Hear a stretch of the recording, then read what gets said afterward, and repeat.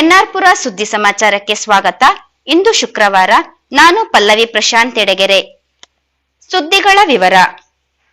HIV ಪೀಡಿತ ವಿದ್ಯಾರ್ಥಿಗಳ ಶಿಕ್ಷಣಕ್ಕೆ ಅನುಕೂಲವಾಗಲಿ ಎಂದು ಸೀನಿಯರ್ ಚೇಂಬರ್ ಇಂಟರ್ನ್ಯಾಷನಲ್ ಸಂಸ್ಥೆಯ ತಾಲೂಕು ಘಟಕದಿಂದ ಶಾಲಾ ಪರಿಕರಗಳನ್ನು ನೀಡುತ್ತಿದ್ದೇವೆ ಎಂದು ಸೀನಿಯರ್ ಚೇಂಬರ್ ಇಂಟರ್ನ್ಯಾಷನಲ್ ಸಂಸ್ಥೆಯ ತಾಲೂಕು ಅಧ್ಯಕ್ಷ ಎಸ್ಎಸ್ ಜಗದೀಶ್ ತಿಳಿಸಿದರು.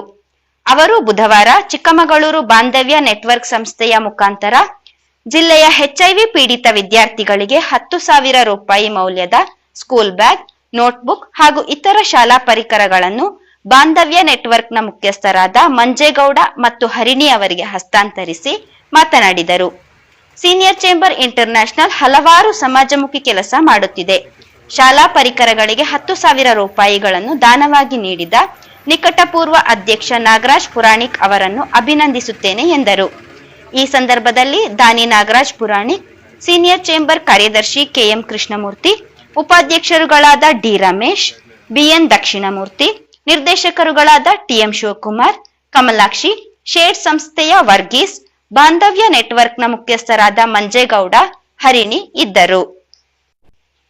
ಕೊಯ್ಲಿಗೆ ಬಂದ ಹಸಿ ಅಡಿಕೆ ಕೆಡದಂತೆ ವೈಜ್ಞಾನಿಕವಾಗಿ ಶೇಖರಣೆ ಮಾಡುವ ಬಗ್ಗೆ ಸಂಶೋಧನೆ ನಡೆಸುವಂತೆ ಶಿವಮೊಗ್ಗದ ಕೆಳದಿ ಶಿವಪ್ಪನಾಯಕ ಕೃಷಿ ಮತ್ತು ತೋಟಗಾರಿಕೆ ವಿಜ್ಞಾನಗಳ ವಿಶ್ವವಿದ್ಯಾಲಯದ ಕುಲಪತಿ ಡಾಕ್ಟರ್ ಆರ್.ಸಿ. ಜಗದೀಶ್ ಅವರಿಗೆ ಕೃಷಿಕರ ತಂಡದಿಂದ ಮನವಿ ಸಲ್ಲಿಸಲಾಗಿದೆ ಎಂದು ಜಿಲ್ಲಾ ಕೃಷಿಕ ಸಮಾಜದ ಪ್ರಧಾನ ಕಾರ್ಯದರ್ಶಿ ಪಿಕೆ ಬಸವರಾಜಪ್ಪ ತಿಳಿಸಿದರು.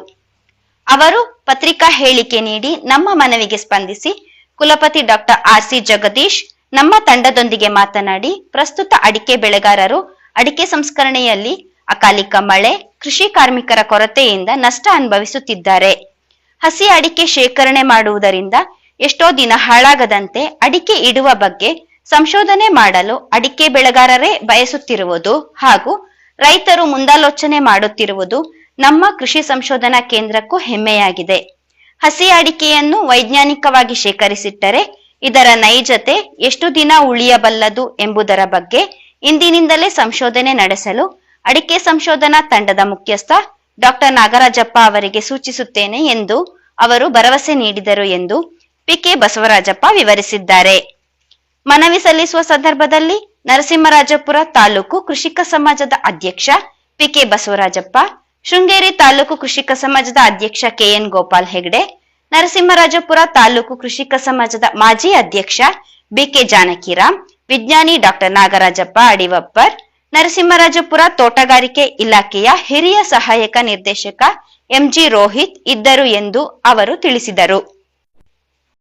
ನರಸಿಂಹರಾಜಪುರ ತಾಲೂಕು ಕನ್ನಡ ಸಾಹಿತ್ಯ ಪರಿಷತ್ ಹಾಗೂ ಶಾಶ್ವತಿ ಮಹಿಳಾ ಒಕ್ಕಲಿಗರ ಸಂಘದ ಸಂಯುಕ್ತ ಆಶ್ರಯದಲ್ಲಿ ಕನ್ನಡ ಸಾಹಿತ್ಯ ಪರಿಷತ್ತಿನ ನಡೆಗೆ ಶಾಲಾ ಕಾಲೇಜುಗಳ ಕಡೆಗೆ ಮಕ್ಕಳಿಗೆ ರಸಪ್ರಶ್ನೆ ಹಾಗೂ ಪ್ರತಿಭಾ ಪುರಸ್ಕಾರ ಕಾರ್ಯಕ್ರಮವು ಜುಲೈ 4 ಶುಕ್ರವಾರ ಅಂದರೆ ಇಂದು ಮಧ್ಯಾಹ್ನ 3 ಗಂಟೆಗೆ ಅಳಲಗೆರೆಯ ಕಿತ್ತೂರು ರಾಣಿ ಚೆನ್ನಮ್ಮ ವಸತಿ ಶಾಲೆಯಲ್ಲಿ ನಡೆಯಲಿದೆ ಎಂದು ತಾಲೂಕು ಕನ್ನಡ ಸಾಹಿತ್ಯ ಪರಿಷತ್ನ ಅಧ್ಯಕ್ಷ ಪೂರ್ಣೇಶ್ ತಿಳಿಸಿದ್ದಾರೆ.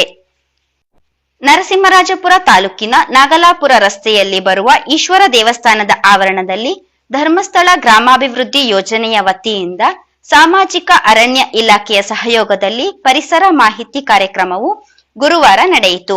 ಈ ಸಂದರ್ಭದಲ್ಲಿ ಸಾಮಾಜಿಕ ಅರಣ್ಯ ಇಲಾಖೆಯ ಉಪ ವಲಯ ಅರಣ್ಯಾಧಿಕಾರಿ ವರುಣಾ ಸಿ ಶೆಟ್ಟಿ ಮಾಹಿತಿ ನೀಡಿ, ಕಳೆದ ವರ್ಷದಿಂದ ಪ್ರಧಾನಮಂತ್ರಿ ಮೋದಿಯವರ ಕರೆಯಂತೆ ಪ್ರತಿಯೊಬ್ಬರೂ ತಮ್ಮ ತಾಯಿಯ ಹೆಸರಿನಲ್ಲಿ ಒಂದೊಂದು ಗಿಡ ನೆಟ್ಟು ಪೋಷಿಸಿದರೆ ಪರಿಸರ ಉಳಿಯಲಿದೆ.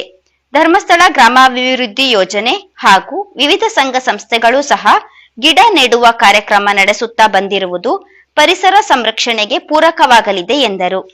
ಈ ಸಂದರ್ಭದಲ್ಲಿ ಸಹಾಯಕ ಕೃಷಿ ನಿರ್ದೇಶಕ ಮಹೇಶ್, ಧರ್ಮಸ್ಥಳ ಗ್ರಾಮಾಭಿವೃದ್ಧಿ ಯೋಜನೆಯ ಕೃಷಿ ಮೇಲ್ವಿಚಾರಕ ಹನುಮಂತಪ್ಪ, ನರಸಿಂಹರಾಜಪುರ ವಲಯ ಮೇಲ್ವಿಚಾರಕಿ ಸುಶೀಲಾ, ಸೇವಾ ಪ್ರತಿನಿಧಿ ವೀಣಾ, ಬಿಶಾ, ಶೌರ್ಯ ವಿಪತ್ತು ತಂಡದ ಸಂಯೋಜಕ ಕಿರಣ್ ಮತ್ತು ತಂಡದ ಸದಸ್ಯರು ಇದ್ದರು. ನಂತರ ದೇವಸ್ಥಾನದ ಆವರಣದಲ್ಲಿ ವಿವಿಧ ಜಾತಿಯ ಗಿಡಗಳನ್ನು ನೆಡಲಾಯಿತು. ಅದನ್ನ ನೀವು ಸಂಘ ಸಂಸ್ಥೆಗಳು, ಧರ್ಮಸ್ಥಳ ಸಂಘ ಹಾಗೆ ವಿವಿಧ ಸಂಘ ಸಂಸ್ಥೆಗಳು ಆಚರಿಸ್ಕೊಂಡು ಅದನ್ನ ಕಂಟಿನ್ಯೂ ಮಾಡಿ ಅದಕ್ಕೊಂದು ಒಳ್ಳೆ ಅರ್ಥಪೂರ್ಣವಾಗಿ ಆಚರಿಸ್ತೀವಿ. ಹಾಗೆ ನಮ್ಮ ಸರ್ ಈಗ ಹೇಳಿದಾಗೆ ನಮ್ಮ ಪ್ರಧಾನಮಂತ್ರಿ ಅವರು ಸಮೇತ ಒಂದು ತಾಯಿ ಹೆಸರಿನಲ್ಲಿ ಒಂದು ಗಿಡ ನೆಟ್ಟು ಅದನ್ನು ಬೆಳೆಸಿ ಅದನ್ನು ಸಕ್ಸಸ್ ಮಾಡಬೇಕು ಅಂತ ಹೇಳ್ಬಿಟ್ಟು ಒಂದು ಹೋದ ವರ್ಷದಿಂದ ಕರೆ ಕೊಟ್ಟಿದ್ದಾರೆ. ಅದರ ಪ್ರಕಾರನೇ ಪ್ರತಿಯೊಬ್ಬರು ಒಂದೊಂದು ಗಿಡ ಅವರವರ ತಾಯಿ ಹೆಸರಲ್ಲಿ ಒಂದು ನೆಟ್ಟರೆ ಅದೊಂದು ಅಸೆಟ್ ಆಗಿ ಉಳಿಯುತ್ತೆ ಅನ್ನೋದು ಅವರ ಒಂದು ಆಶಯ. ಹಾಗೆಯೇ ತಾಲೂಕಿನ ಸುದ್ದಿ ಸಮಾಚಾರಗಳಿಗಾಗಿ ಸದಾ ಕೇಳ್ತಾ ಇರಿ ಎನ್ಆರ್ ಪುರ ಸುದ್ದಿ ಸಮಾಚಾರ. ವಂದನೆಗಳು.